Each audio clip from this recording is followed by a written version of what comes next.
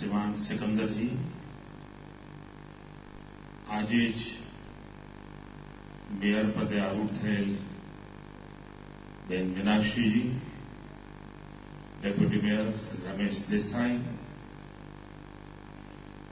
પૂર્વ મેયર શ્રીમાન અસીમભાઈ, આ એવો કાર્યક્રમ છે જેનું નિમંત્રણ અસીમભાઈના નામે છે.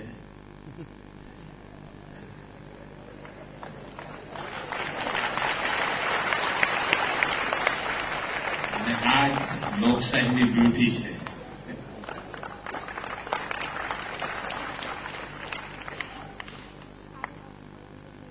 મંચ પર વિરાજમાન સર્વે મહાનુભાવો, સાહિત્ય જગતને સમૃદ્ધિ બક્ષનાર સર્વે મહાનુભાવો, ભાઈઓ અને બહેનો,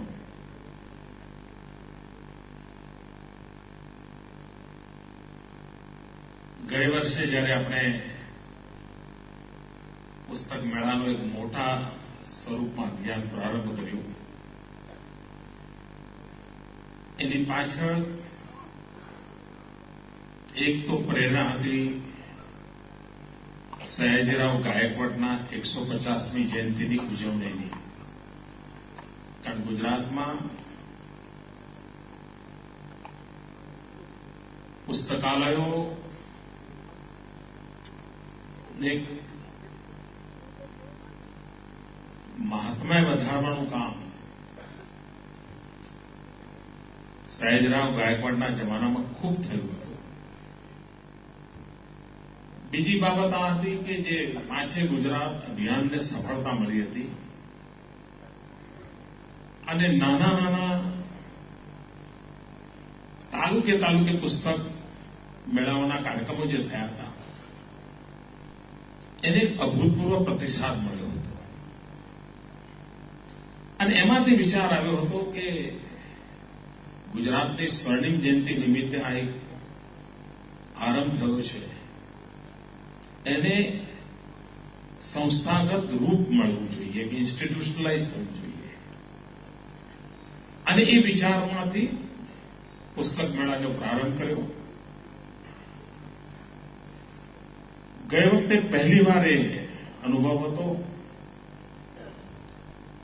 પ્રકાશકોને પણ એટલું બધું નવું લાગતું હતું, જવું ન જવું, મોટા પ્રમાણમાં જવું, નાના પ્રમાણમાં જવું. પણ પ્રથમ પુસ્તક મેળાની સફળતાની અસર એટલી મોટી હતી કે બીજા પુસ્તક મેળા આવતા આવતા એનું કદ બમણું થઈ ગયું. અને હું માનું છું કે આ બહુ જ મોટી ગુજરાતના પુસ્તક પ્રેમી જનતાના ગૌરવ કરનારી ઘટના હું જોઉં છું. આયોજકોના ગૌરવની નહીં. જો પુસ્તક પ્રેમી નાગરિકો એને પ્રતિસાદ ન આપ્યો હોત તો આ વખતે કદ બમણું ન થયું હોત.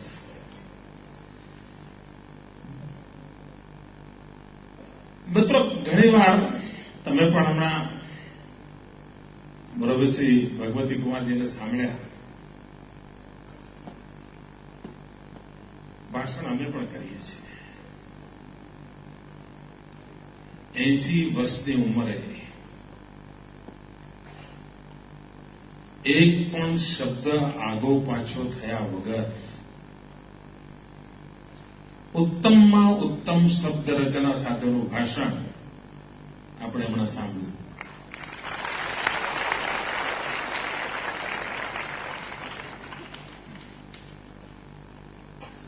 એક પણ વધારાનો શબ્દ નહીં. અને એમ લાગે કશું ખૂટે નહીં.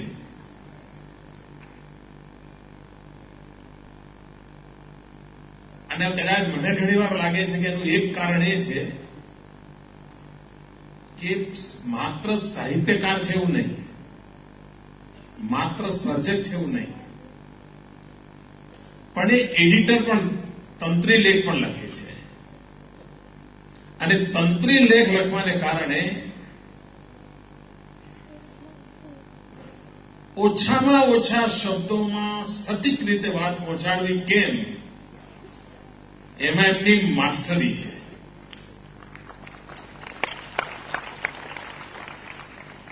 અને એ એમના વક્તવ્યમાં પણ પ્રગટ થાય છે.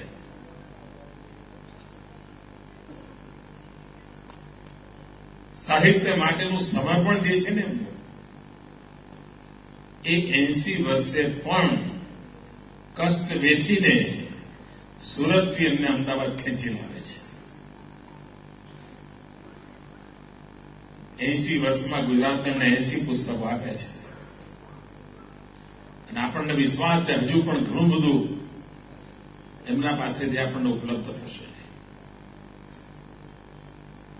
આ વખતનો પુસ્તક મેળો કરી રહ્યા છે ત્યારે બે મહત્વપૂર્ણ શુભ ઘટનાઓ પણ એની સાથે જોડાયેલી છે. આ વર્ષ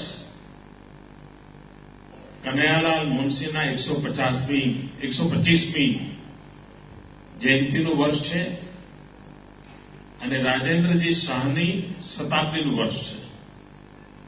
એટલે એ અર્થમાં પણ આ મનીષીઓના સ્મરણ સાથે આ પુસ્તક મેળો આજે આપણે આરંભ કરી રહ્યા છીએ.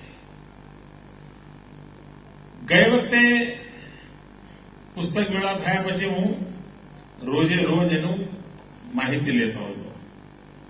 કેટલા વિઝિટર્સ આવ્યા, કયા પ્રકારના પુસ્તકોના સ્ટોલ પર ભીડ વધારે રહે છે,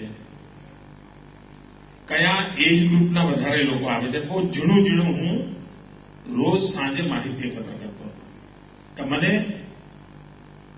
સમગ્ર બાબત કંઈક કાર્યક્રમ કરવા ખાતર કરવા જેવો કાર્યક્રમ મને હોતો નથી.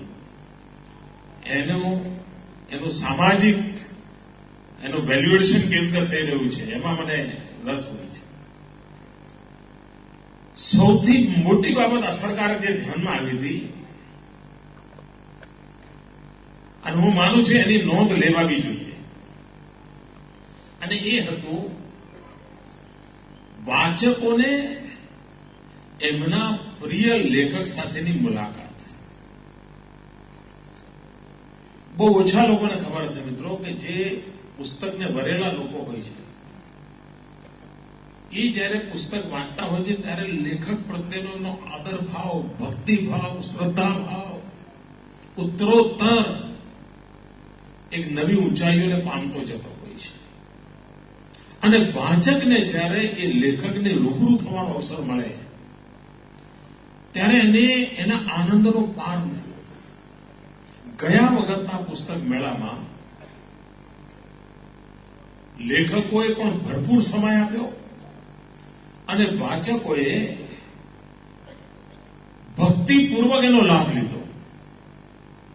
અને મારા 7 દિવસનું મારી પાસે જે વૃત્ત આવતું હતું એમાં આ ઘટના સૌથી આકર્ષક અને અસરકારક હતી. એનો અર્થ એ હતો કે મિત્રો પુસ્તક મેળાએ માત્ર એક કાગળ પર છપાયેલી ચીજોનું બંધન કરેલું એક સર્જન કોઈના હાથમાં મૂકે એના કરતા પણ સર્જક સાથેની એની તાદાત્મ્યતા એ ખૂબ મોટું નવું દ્વાર ખોલતી એવું લાગે છે. બીજો જે અનુભવ આવ્યો એ અનુભવ એ આવ્યો જે નવોદિત લેખકો છે અથવા એક એજ ગ્રુપમાં સહેજ આ મન થતું જ હોય, આમાંથી કોઈ એવો નહીં હોય કે જેને એકાદ એજ ગ્રુપમાં કલમ ઉપાડી ના આવે. દરેક માણસે ઉપાડી હશે. એને થયું જ હોય. પછી કોઈ ખાતર પાણી ના નાખ્યા હોય એટલે રહી ગયું હોય, પણ બધું હોય તો પડ્યું તો બધામાં જ હોય. પણ કોઈકને ખાતર પાણી નાખવા મળી જાય તો એ ઉછર્યું હોય, કોઈને ત્યાં મુરઝાઈ ગયું હોય. આવા જેના મનમાં આ તડપ પડી હોય એવા લોકોને મોટો અવકાશ મળ્યો અને જોવા મળતું હતું કે લગભગ બધા દિવસ આવા 200-300 મિત્રો તો સતત ત્યાં જોવા જ મળતા હતા, જેમના અંદર આ પ્રકારના અંકુર પડેલા હતા. અને મને ખાતરી છે કે આ 1 વર્ષના કાર્યકાળમાં એ અનુભૂતિમાંથી લખાયેલા લોકો પણ કદાચ નીકળશે. અને મને ખાતરી છે કે જેમ આ વખતે એક સરસ મજાનો પ્રયોગ કર્યો છે પુસ્તક દાન માટેનું એક કાઉન્ટર બનાવ્યું છે કે તમારા કુટુંબમાં ઘરમાં એક કરતાં વધારે નકલો હોય અને તમને લાગતું હોય કે એનો વધારે ઉપયોગ થવા જેવો છે તો તમે ત્યાં દાનમાં મૂકો. અને અવસ્થાએ મંદિરમાં જઈએ તો આપણે કંઈ દાન આપતા જ હોઈએ છીએ. તો ગ્રંથ મંદિર સામે પણ દાન આપ્યું કે ખોટું નથી. તો એક નવતર આ પ્રયોગ કર્યો છે. મને ખાતરી છે કે ખૂબ લોકો પુસ્તકો ત્યાં દાનમાં આવશે અને જે દાનમાં આવશે પુસ્તકો એ સમાજના એવા વર્ગો જ્યાં પુસ્તકો પહોંચતા નથી ત્યાં સુધી પહોંચાડવા માટે એનો ઉપયોગ થશે. આનો સંબંધ બજેટ સાથે નથી. એટલા પુસ્તકો ખરીદીને મૂકવા સરકાર માટે કોઈ મોટું અઘરું કામ નથી. આમાં એક સંસ્કાર પ્રક્રિયા છે, માટે આ કરવું છે. આ સંસ્કાર મારે અને જયારે આપણે તરતા પુસ્તકની યોજના મૂકી તે વાંચે ગુજરાતમાં એને એટલું બધું બળ મળ્યું હતું. આને આપણે કોઈને કોઈ ફોર્મમાં કન્ટિન્યુ કરવી છે. બીજી બાબત છે ટેકનોલોજીની. પ્રકાશકોનું શું થશે મને ખબર નથી, પણ એક વાત આપણે માનીએ કે ના માનીએ, આખી લાઇબ્રેરીઓ આંગળીના ટેરવે આવીને હવે વાસ કરવાની છે. એ દિવસો દૂર નથી. આંગળીના ટેરવે 20 લાખ 25 લાખ ચોપડીઓ આવીને ઉભી હોય એ હવે સહજ થઈ ગયું છે. ઈ બુક નું મહાત્મ્ય વધતું જાય છે. પ્રત્યેક પ્રકાશકે પણ પોતાના પ્રકાશનની સાથે ડિજિટલ બુક આપવી પડે છે અને ડિજિટલ બુકનો વ્યાપ એટલો બધો હોય છે કારણ કે એના કારણે હવે બીજી આવૃત્તિઓને અવકાશ રહેશે કે કેમ એ પ્રશ્ન છે. પણ મિત્રો જે હોય તે આના કારણે રીચ એકદમ વધી ગઈ છે અને આ રીચ વધી જવાને કારણે આ ટેકનોલોજીનો મેક્સિમમ ઉપયોગ પણ થવો જોઈએ અને પ્રચારિત કરવી જોઈએ. અહીંયા માટે થોડા વ્યવસ્થા પણ કરી છે કે લોકો ઈ બુકથી પરિચિત થાય, ઈ બુકને ઉપયોગ કરતા થાય. આપણે ગુજરાતમાં એક મહત્વપૂર્ણ ઇનિશિયેટિવ લીધો છે. ગુજરાતમાં પહેલો પ્રયોગ કર્યો આપણે બાર એસોસિએશનમાં. આપણે માનતા હતા કે આખી ન્યાય પ્રક્રિયામાં ગુણવત્તા સુધારવી છે તો વકીલોને છેલ્લામાં છેલ્લી માહિતીથી ભરપૂર રાખવા પડે અને એ સાહિત્ય એટલું બધું મોંઘું હોય છે કે દરેક વકીલ માટે શક્ય નથી હોતું. એટ ધ સેમ ટાઈમ હજારો પાનાના વાંચવાનો સમય પણ નથી હોતો અને એમાંથી એક વિચાર આવેલો કે ગુજરાતના તાલુકા કક્ષા સુધીના બધા બારને રાજ્ય સરકાર તરફથી ઈ લાઇબ્રેરીની ભેટ આપવી. મિત્રો, હિન્દુસ્તાનમાં ગુજરાત પહેલું રાજ્ય છે કે જેણે બધા બાર એસોસિએશનને ઈ લાઇબ્રેરીની ભેટ આપી. લાખો જ્યુડિશરી સંબંધિત પુસ્તકો, છેલ્લામાં છેલ્લા બધા ચુકાદાઓ, કેસીસ અને બધી વિગતો તાલુકા કક્ષા સુધી ઉપલબ્ધ થાય એ આપણે આ કામ કરી શક્યા. એ જ રીતે ગુજરાતના જે પુસ્તકાલયો છે એ પુસ્તકાલયોમાં પણ આપણે ઈ લાઇબ્રેરીની સગવડ કરવાની દિશામાં ખાસું બધું આગળ વધ્યા છીએ. રાજ્ય કક્ષાનું એક મોડેલ લાઇબ્રેરી ઓલરેડી આપણે બનાવી દીધી છે અને એના કારણે સરેરાશ એક લાઇબ્રેરીમાં ટેકનોલોજીના માધ્યમવાળી ઈ લાઇબ્રેરીમાં લગભગ 20 લાખ કરતા વધારે પુસ્તકો અને 2000 થી 5000 જેટલા છેલ્લામાં છેલ્લા બધા મેગેઝિન્સ એમાં ઉપલબ્ધ થવાના છે. અને એની રચના પણ એવી હશે કે લાઇબ્રેરીમાં તમે મેમ્બર બનો, પાસવર્ડ મળે તો તમે તમારા ઘેર પણ તમારા કોમ્પ્યુટર પર નિરાંતે બેસીને ખોલીને બુક વાંચી શકો, પરિવારની અંદર પણ એને વાંચી શકો. ટેકનોલોજીના માધ્યમથી ઘેર ઘેર પુસ્તક પહોંચાડવાની મથામણ આપણે આની અંદર આદરી છે અને એનો પણ લાભ અવશ્યપણે મળશે. આપણા બધાના જીવનમાં અનેક પ્રસંગો એવા આવ્યા હશે કે જેમાં પુસ્તકે આપણને મદદ કરી હશે. કોઈ સંકટની ઘડી એવી છે ત્યારે ક્યારેક વાંચેલા પુસ્તકની એકાદ વાક્ય એવું યાદ આવી ગયું હશે કે જેને આપણને કદાચ ઊંધી દિશામાં જતા રોકી દીધા હશે અને કહ્યું હશે કે ના ભાઈ, પેલા ફલાણા પુસ્તકમાં તો પેલો કાનિયો આમ કરતો હતો, તું આ કરે છે. અને પછી પેલા કાનિયાની વાત એના મગજમાં એવી આવી હોય કે પાછો વળી જાય. આ આપણે અનુભવેલું, દરેકે અનુભવેલું છે. અને ત્યારે ખબર પડે છે કે જીવનના કોઈ ખૂણામાં પડેલું કોક વાંચેલા પુસ્તકનું એકાદું વાક્ય જીવન જીવવાની જડીબુટ્ટી જો બની જતું હોય તો પછી એનો મહાવરો વધારવો કેમ નહીં, એનું મહાત્મ્ય વધારવું કેમ નહીં. એક વાત નિશ્ચિત છે કે અહીંયા જે ભગવતીભાઈની પેઢીના જે લોકો હશે એ બધા શાળામાં પુસ્તકો ભણીને આગળ વધ્યા હશે. ત્યાર પછીનો એક ફાલ એવો આવ્યો કે જે ગાઈડ વાંચીને આગળ વધ્યો હશે. પછીનો ફાલ એવો આવ્યો કે સજેશનમાંથી આગળ વધ્યો હશે. અને પછીનો ફાલ એવો આવ્યો હશે કે સારી આઈએમપીથી ગાડું ચલાવ્યું હશે. આ ક્રમમાં બધું ચાલ્યું છે. પણ ટેકનોલોજીના કારણે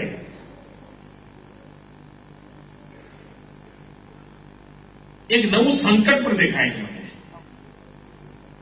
કારણ ગૂગલ ગુરુ પાસે જઈને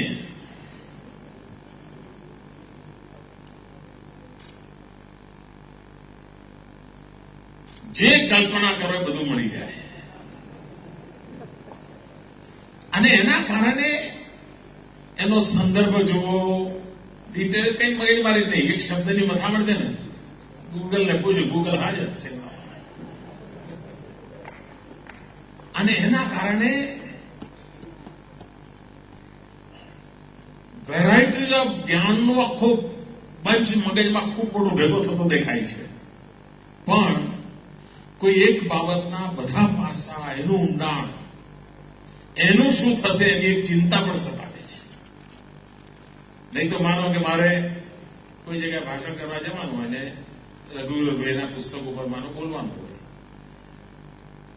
જો હું આ ટેકનોલોજી સાથે જોડાયેલો મારે 6 દિવસ રઘુવીરભાઈના 4 પુસ્તકો વાંચવા પડે, એમના પર લખાયેલા કે ટિપ્પણી વાંચવી પડે, સહેજ જોવું પડે. આજે ગૂગલને પૂછ્યું કે જરા મેઇન 4-5 મુદ્દા કયા જાય, એમાંથી નીકળી જવાનું, રસ્તામાં આવતા આવતા ગાડી વાંચીને ચાલુ થઈ જાય.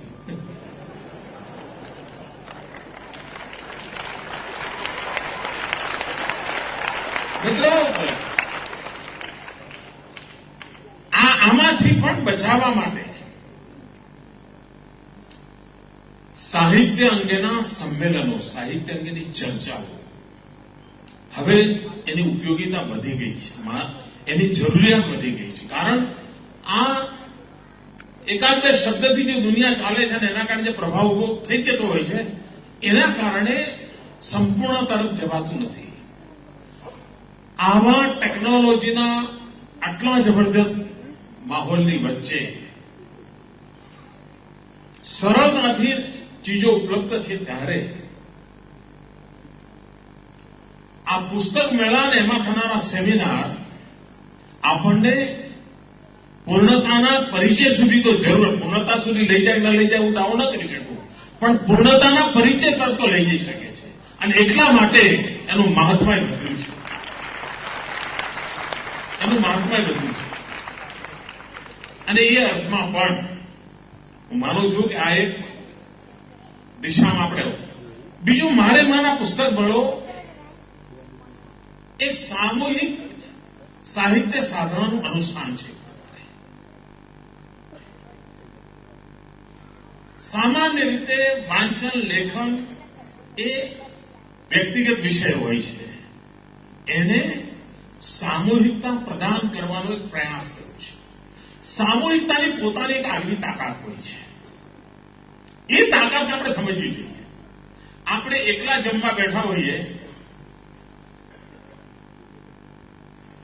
અને 2 રોટલી ખાઈએ તો પણ મન ભરાય, પેટ પણ ભરાય. પણ મિત્રો વચ્ચે 5-7 જણા બેઠા હોઈએ, રેલવે ડબ્બામાં જતા હોઈએ તો 4-4 ડબ્બા ખાલી કરી નાખીએ તો પણ હજુ ખાવાનું મન થયા જ કરે. આ સામૂહિકતાની તાકાત છે. તમે જોયું હશે ડાઇનિંગ ટેબલ પર 6 મિત્રો વચ્ચે તમે જમતા હો, ચર્ચા ડાયટિંગની જ કરતા હો અને છતાંય વધારે જમતા. એનું કારણ સામૂહિકતા છે. સામૂહિકતાની એક આગળની શક્તિ હોય છે. ગણિતમાં a² + b² એમ કે તો રિઝલ્ટ a²b² આવે. પણ ઇન્ટુ બ્રેકેટ a + b અને બ્રેકેટમાં સ્ક્વેર કરીને મૂકે, બ્રેકેટ નામનું સંગઠન ઉભું કરે a + b ઉપર અને પછી સ્ક્વેર કરે તો a² + 2ab + b² નીકળે. આ this 2ab is extra energy. એક અતિરિક્ત શક્તિ છે. આ સામૂહિકતામાં એક અતિરિક્ત શક્તિ હોય છે. વધારાની શક્તિ, એનર્જી પેદા થતી હોય છે. આ સમાગમમાં આ એક વધારાની શક્તિનો અહેસાસ થતો હોય છે. મિત્રો, તમે રામાયણ આખી ઘરે વાંચો અને તમે રામાયણ અંગેની કથા કીર્તન ચાલતું એમાં જઈને બેસો ત્યારે એ રામાયણનું એક નવી દ્રષ્ટિ તમે લઈને ઘરે આવો છો કે આખી સામૂહિકતાની તમારા મન પર અસર હોય છે. એ જ મોરારી બાપુની રામાયણની કથા ઘરે લઈ જઈને ટીવી પર વિડીયો કેસેટ લગાડીને એકલા નિરાંતે બેસીને મન મૂકીને જુઓ, એની અસર અને કથાના મંડપમાં બેસીને સાંભળેલી સામૂહિકતાની અસર જુદી હોય છે. એનો અનુભવ આપણે બધાએ કર્યો હશે. મિત્રો, આ પુસ્તક મેળો એ શક્તિ લઈને આવે છે. એનું એક સામર્થ્ય છે અને એ સામર્થ્યને ઉજાગર કરવાનો પ્રયાસ આપણે કરી રહ્યા છીએ. બીજું મિત્રો, કેટલીક વિશેષતાઓ હોય છે ને એ આબરૂમાં ઉમેરો કરતી હોય છે. માત્ર રૂપિયાના ઢગલા જ આબરૂ વધારતા હોય છે. આજે પણ તમે જુઓ, હિન્દુસ્તાનમાં મુખ્યત્વે મહારાષ્ટ્ર અને બંગાળની જયારે ચર્ચા થાય, મહારાષ્ટ્ર અને બંગાળનો ઉલ્લેખ આવે તો કોઈ પણ વ્યક્તિ ત્યાંની સરસ્વતી સાધના અંગે,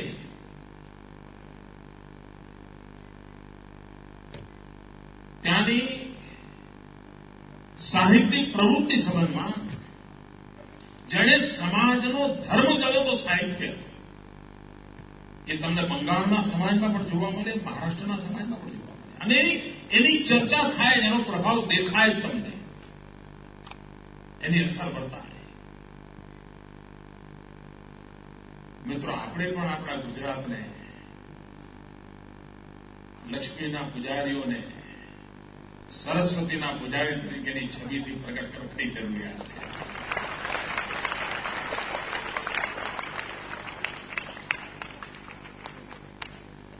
મિત્રો, લોકો ભલે કહેતા હોય કે લક્ષ્મી અસ્થિર હોય છે, કોઈ એમ કે હાથનો મેલ છે, એવું કે, પણ તમે આપી જુઓ ને સાહેબ,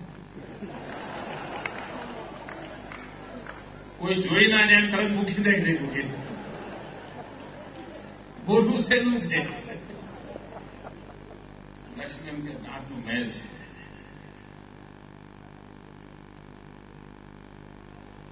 મિત્રો, લક્ષ્મી કોઈ કહેતું હોય ભલે અસ્થિર હશે, લક્ષ્મી જલ્દી ઘર બદલતી હોય, એવું બધું ભલે કહેવાતું હોય, પણ મારો મત એવો છે, જો સરસ્વતીનો વાસ હોય તો લક્ષ્મી જવાનું નામ ન લે.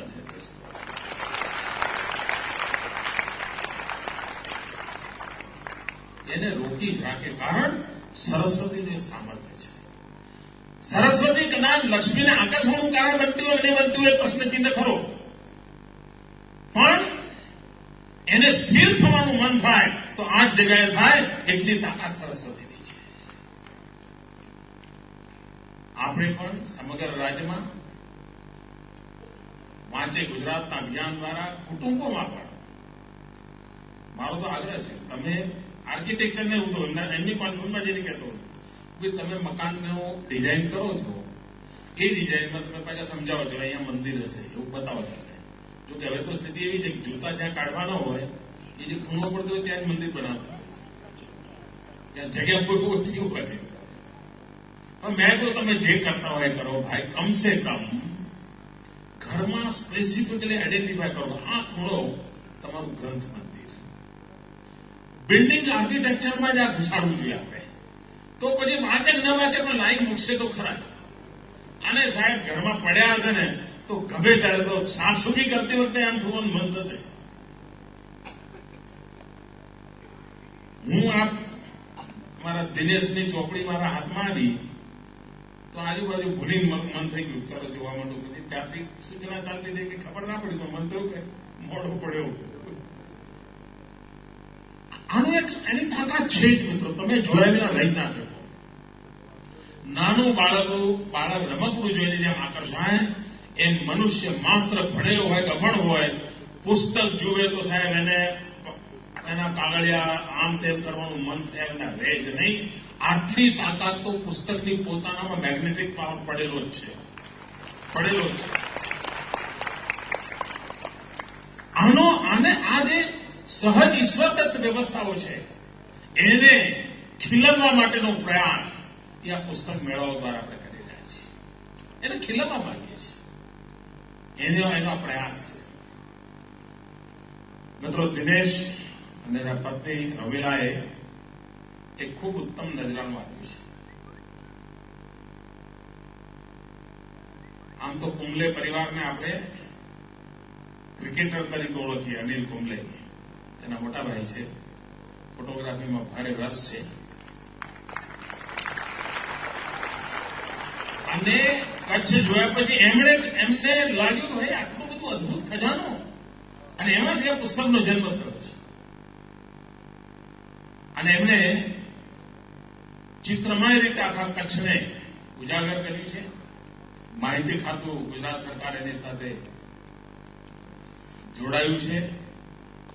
અને જે રીતે ગુજરાતમાં હવે ટુરિઝમનું આકર્ષણ વધ્યું છે, મને લાગે છે કે પ્રકાશક મિત્રો આવનારા નવા નેક્સ્ટ યર જયારે આપણે પુસ્તક મેળો કરીએ ત્યારે પ્રવાસનને રૂચિકર બનાવવાની દૃષ્ટિથી પ્રવાસનને માર્ગદર્શન આપી શકે એવા પુસ્તકોનો એક નવો સ્ટોલ લઈને આપણે આવી શકીએ. લેખક મિત્રો આમ, અને તમે જોયું હશે કે દુનિયામાં પ્રવાસનને લગતા પુસ્તકોની આખી અલગ અલગ ટર્મિનોલોજી છે, એની અલગ બાંધણી છે, એની અલગ રચના છે. હજુ આપણે ત્યાં એવા પુસ્તકો નથી. ઐતિહાસિક વર્ણન મળી રહે, સાહિત્યિક વર્ણન મળી રહે, પરંતુ આ પ્રકારની ડિટેલ કોઈ પણ પ્રવાસીને જોઈએ પ્રકારની એ આપણે ત્યાં ખેડાણ કરવાનું બાકી છે. હું ઈચ્છું બધા પ્રકાશકોને કે નેક્સ્ટ ટાઈમ આવીએ ત્યારે તમારા એક પ્રકાશકના 3-4 ચોપડીઓ કમસે કમ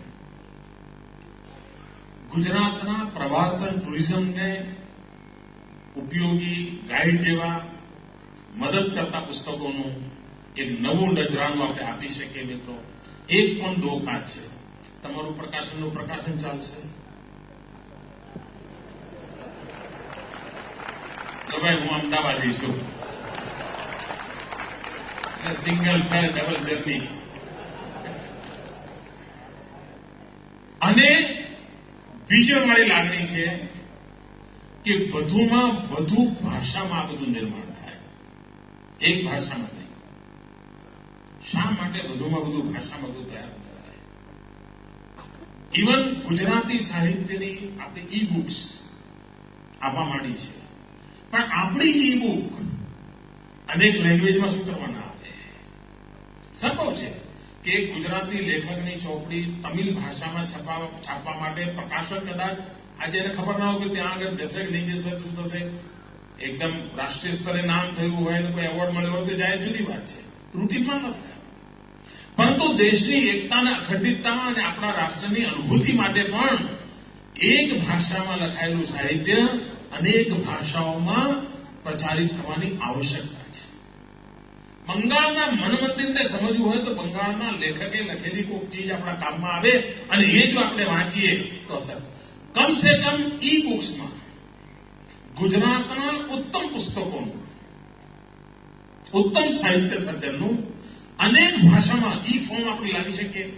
એક પ્રયત્નપૂર્વક કરવા જેવું કામ છે અને નક્કી કરીએ કે ભાઈ આ વખતે અમારા ગુજરાતની 20 પુસ્તકો તમિલ ભાષામાં હશે, અમારા ગુજરાતના 15 પુસ્તકો બંગલામાં હશે અને ઈ બુક ફોર્મમાં હશે તો ગુજરાતના તળ ગુજરાતી જીવનની વાત દેશમાં પહોંચાડવામાં આપણને મદદરૂપ થશે. તો આપણા પુસ્તક મેળાની સાથે સાથે નવી દુનિયાને આંબવા માટે આજે ટેકનોલોજીનો લાભ મળી રહ્યો છે.